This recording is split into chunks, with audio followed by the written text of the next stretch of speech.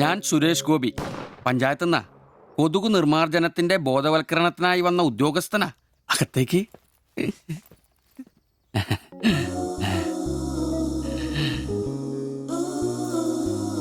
ഒരു ചെറിയ സർവേ ഉണ്ട്. ചെറിയ ചോദ്യങ്ങൾ, ചെറിയ ഉത്തരങ്ങൾ. ഒരു ലീഫ്ലെറ്റ് ഞാൻ അങ്ങോട്ട് തരും, പിന്നെ അല്പം ഉദ്ബോധനവും. അതിനുശേഷം ജീവിതത്തിൽ ഒരിക്കലും നിങ്ങളെ കൊതുകടിക്കില്ല, പനിയും വരില്ല. ക്യോമാ? মাফ করুন, আমি মালায়ালাম জানি না। আমার স্বামী এখানে নেই। আপনি অন্যদিন আসুন। ഓ, മലയാളി അല്ല അല്ലേ? না। അന്യ സംസ്ഥാന തൊഴിലാളി ഹൂം? അച്ഛാ, എനിക്ക് ഹിന്ദി അറിയില്ല. ഹം വയ്ക്കുമ്പോൾ ഹും വെക്കണം, ഹും വെച്ചാൽ ആപ്പ് വെക്കണം, ഇത്രയൊക്കെ അറിയൂ. മലയാളം മനസ്സിലാവുമോ? ഓ, ഭാഗ്യം. ഇവിടെ ഇപ്പൊ ഭർത്താവുണ്ടോ? না। അച്ഛാ, കേൾക്കൂ. ഡെങ്കിപ്പനി വരാതിരിക്കാൻ ഈ സുന്ദരമായ ശരീരത്തിൽ കൊതുക് കടിക്കാതെ നോക്കണം. മുറ്റത്തും പറമ്പിലൊക്കെ കിടക്കുന്ന കാലിപ്പാത്രങ്ങൾ, ചിരട്ടകൾ, ചെടിച്ചട്ടികൾ ഇവയിലൊന്നും വെള്ളം കെട്ടി നിൽക്കാതെ ശ്രദ്ധിക്കണം. പിന്നെ പനിയുള്ളവരുമായി സംസർഗം പാടില്ല, ഭർത്താവാണെങ്കിൽ പോലും. മനസ്സിലായോ?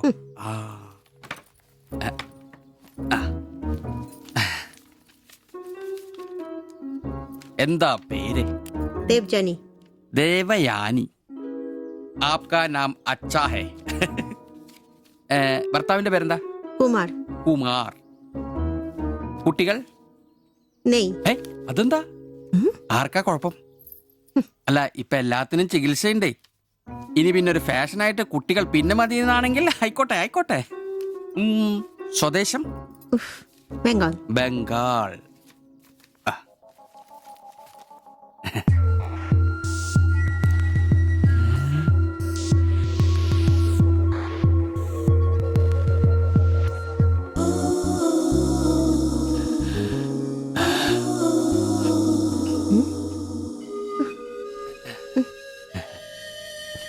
ചില ഇനം കൊതുകുകൾ കടിച്ചാൽ പോലും നമ്മളറിയില്ല, വൃത്തികെട്ട ഇനങ്ങളാ. പക്ഷെ പനി വേഗം വരും. എന്നാ ദേഹത്ത് നോക്കിയാൽ എളുപ്പം അറിയാൻ കഴിയും, ചുവന്ന് കിടക്കും. ഞാൻ ദേവാന്റെ ശരീരം ഒന്ന് നോക്കട്ടെ. തന്നെ താത്ത എവിടെയെങ്കിലും കൊതുക് കടിച്ചിട്ടുണ്ടോന്ന്? അനങ്ങാതെ നിൽക്കൂ, എന്നാലല്ലേ എനിക്ക് ബോധവൽക്കരിക്കാൻ പറ്റും. കിതർ ജാത്തി ഹേ. നിൽക്കൂ നിൽക്കൂ, സ്റ്റോപ്പ്.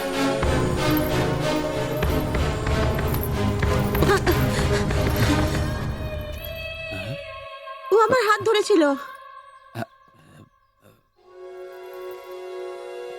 എന്നേടാ പ്രശ്നം? ഞാനൊരു പാവം സർക്കാർ ഉദ്യോഗസ്ഥനാണ്.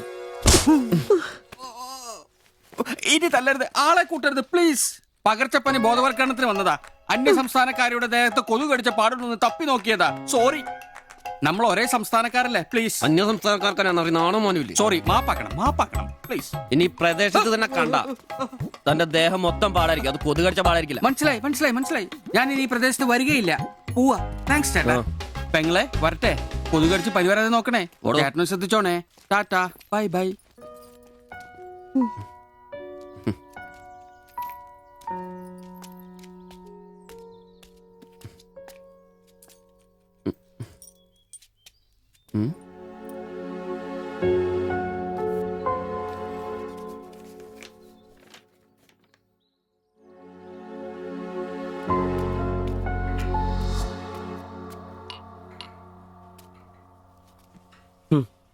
പാവി ജെല്ലിൻ നിറം പാതാളം.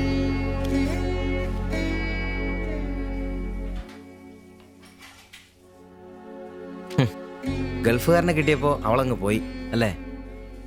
എല്ലാ പെണ്ണുങ്ങളും ഇങ്ങനെ തന്നെടാ, കാശ് ലവലാദികള്.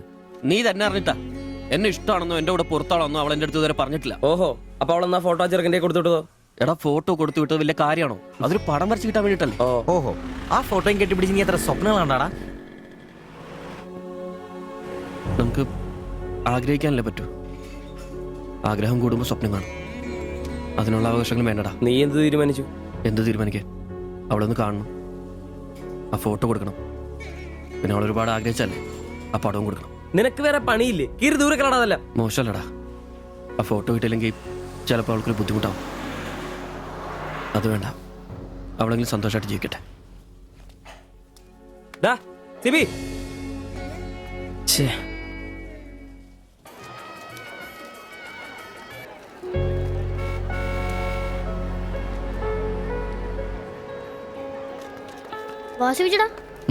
വാ. ശരി. ആ ബാബുക്കുട്ടനോ, എന്താ താമസിച്ചേ? പപ്പയും മമ്മിയൊക്കെ എവിടെ? അവര് വരും. ആ ഇത് സിവിചേട്ടൻ, ഞങ്ങളുടെ വാടകയ്ക്ക് താമസിക്കുന്ന. ആ അറിയാം. മക്കളെ ഇരിക്കി. സാധ്യത ആ അകത്തേക്ക് ചെല്ല്. വാ ചേട്ടാ. ഓ അങ്ങോട്ട് ഇരിക്ക്. ശരി. ഉം.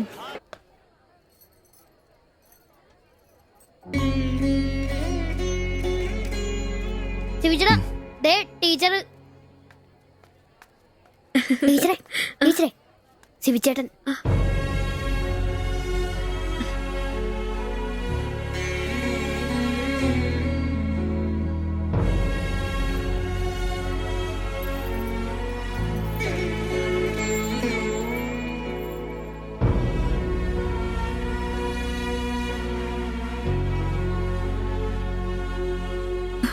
എല്ലാവിധ ആശംസകളും.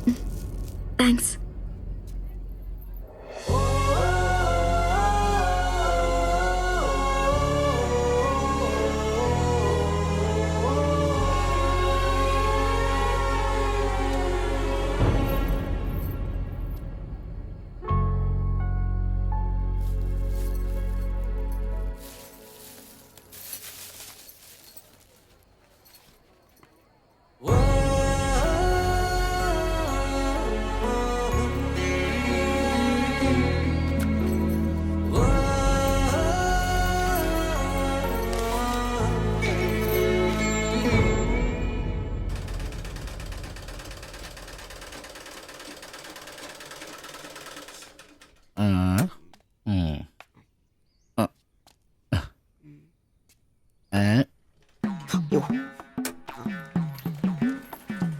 എടാ അന്റപ്പ, ആ ഹിന്ദിക്കാരനും ഭാര്യ ഇങ്ങോട്ട് വന്നോണ്ടിരിക്കണ്ടാ. എന്റെ അമ്മോ, എന്ത് സാധനോടാ അത്. മിക്കവാറും ഇവിടെ വന്ന ഒരു ബ്ലൗസിന് അളവെടുക്കാൻ സാധ്യത കാണുന്നുണ്ട്. പിന്നെ ബ്ലൗസ് എന്താടാ നാട്ടുകാർ ഇവിടെ വന്ന് എടുക്കണില്ല, പിന്നെ ബംഗാളികൾ. അത്ര ഇങ്ങനെ ആലോചിച്ച് കൂട്ടണ്ട. നമസ്കാരം. അല്ല, ഇത് ആർക്കേ വന്നേക്കണത്? ഭായി ഒരു ബഹനോ മേരെ തയ്യൽ കടയിലേക്ക് ആവോനാ. ആകെ ഒരു ഹിന്ദി വാക്ക് അറിയാമുള്ളൂ. ഇതിൽ കൂടുതലൊന്നും പ്രതീക്ഷിക്കരുത്. മലയാളത്തിൽ പറഞ്ഞാൽ മതി, ഞങ്ങൾക്ക് അതാ ഇഷ്ടം. സമാധാനായി. അല്ല, വന്ന കാര്യം എന്താ? ഒരു തയ്യൽ പണിയുണ്ട്. അതാണല്ലോ എന്റെ പണി.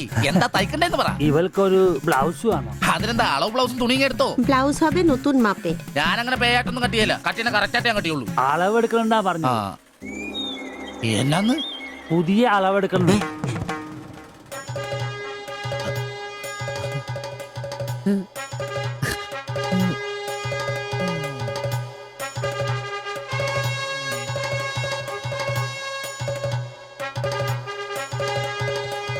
তুমি এখানে শেষ করে বাড়ি যাও, ঠিক আছে। আমি বাজার থেকে আসছি। হুম। না ശരി. ഷിബു, ഇത്ര കാലത്തെ കാത്തിരിപ്പിന് ശേഷം നിന്റെ അസുദിനമെത്തി. ഷിബു, ചെല്ല്, ചെന്ന് അളവെടുക്ക്. എന്താ നിൽക്കുന്നേ? പോയി അളവെടുക്ക്. മുഴക്കോലെടുക്ക്. മുഴക്കോല എന്തിനാ? അളവെടുക്കാനാന്ന്. ടേപ്പ് കൊണ്ടല്ലേ അളവെടുക്കാറ്? എന്നാ ടേപ്പ് എടുക്ക്. ടേപ്പല്ലേ തോളത്തെടുക്കുന്നേ? പോയിട്ടാ.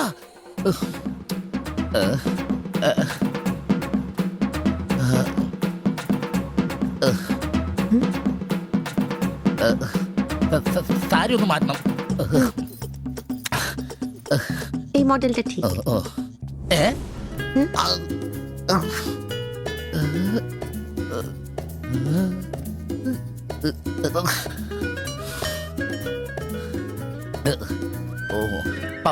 ഫുൾ കൈ ഷർട്ടാണ് തയ്ക്കേണ്ടത്. സിബ് എന്റെ തയ്യൽ പരമ്പര ദൈവങ്ങളെ, എന്നെ തയ്യൽ പിടിപ്പിച്ച് ജോളിച്ചേട്ടാ, ശക്തി തരൂ. എന്നാ ഇതറിഞ്ഞിട്ടേ കാര്യമുള്ളൂ. എഴുത്, ബുക്ക് എടുത്ത് എഴുതാൻ.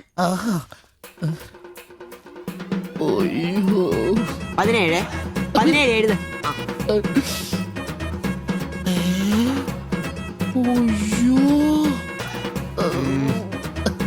37. 30.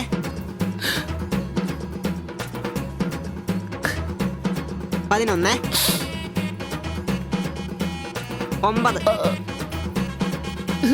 ചേച്ചി നോക്കോ, നാളെ തന്നെ. 5 നിന്ന്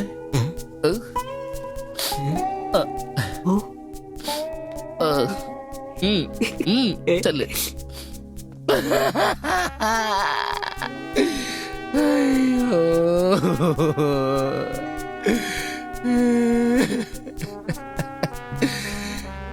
എന്റെ പൊന്നു ബ്ലൗസ്.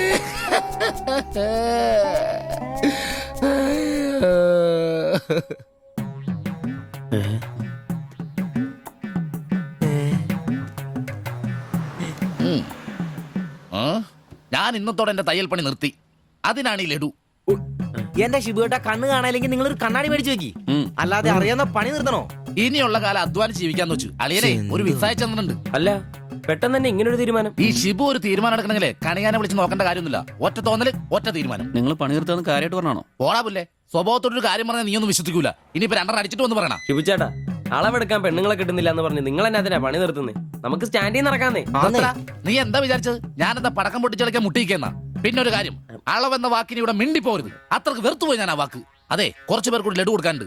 ലീവിന് വരുമ്പോ കാണാം. ശിബുവേട്ട ലഡുവിനാണെങ്കിൽ ഇല്ല. നിങ്ങൾക്ക് വേണ്ടി ചോദിച്ചതാ. നല്ലൊരു മനുഷ്യനായിരുന്നു, പട്ടായി പോയി. একটা মানুষের শান্তিতে থাকার দরকার, আমার দরকারই নেই। ও তোমার শান্তি লাগবে, আমার বলো আমার কি শান্তি লাগবে না? যেদিন থেকে তুমি এসছো আমার শান্তি চলে গেছে। আমি কি মরে গেছি? তোমার শান্তি নেই? এটার থেকে ভালো ওটা। দেবজানি അടിച്ചെന്ന് തോന്നുന്നു. എന്തോ കുഴപ്പമുണ്ട്. তুমি এটাকে বানিয়ে വാ പോയി കിടക്കാം. এটাই বাবা। দেবজানি, ওটাই তোমাকে বুঝতে হবে। জীবনে একটা বাচ্চা, শুধু একটা বাচ্চা, ব্যাস। তুমি বলো না একটা মা হবার খুশি দূর করে রাখছো, তার জন্য এটা আমার ভুল? বলো এটা আমার ভুল? দেবজানি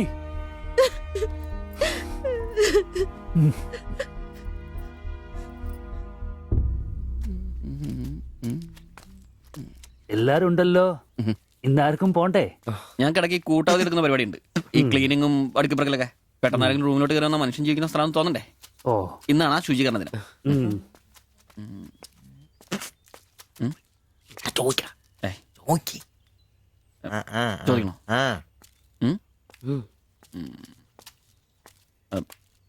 ബായ്, ചോദിക്കുന്നത് ശരിയാണോന്നറിയില്ല. എന്താ? ഇന്നലെ മുറിയിൽ നിന്നൊരു ബഹളം കേട്ടു. പിന്നെ ഭാഷ മനസ്സിലാവാത്തോണ്ട് കാര്യം എന്താന്ന് മനസ്സിലായില്ല. വേറൊന്നും കൊണ്ട് ചോദിച്ചല്ല, ബഹളം ഇപ്പൊ പതിവാണ്.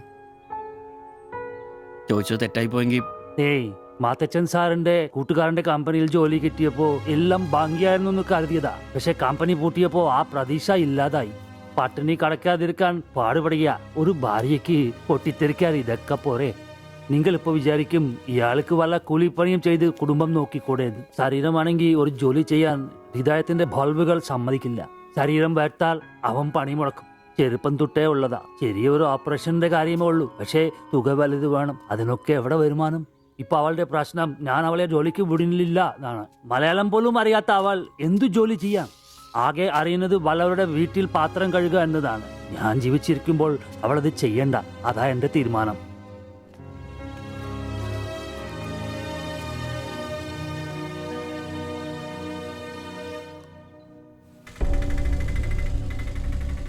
ഇതെന്താ ഇവിടെ?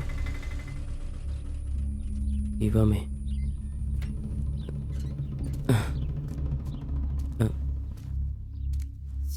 എന്നാലും കഷ്ടായി പോയല്ലേ?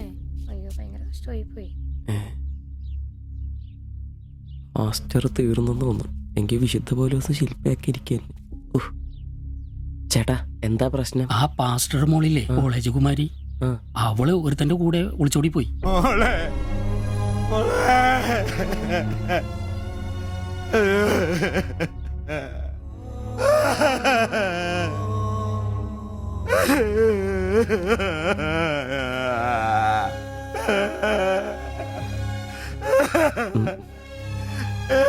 എന്റെ മോള് പാവം ചെയ്തേ, അവക്ക് സ്വർഗരാജ്യം പോയേ.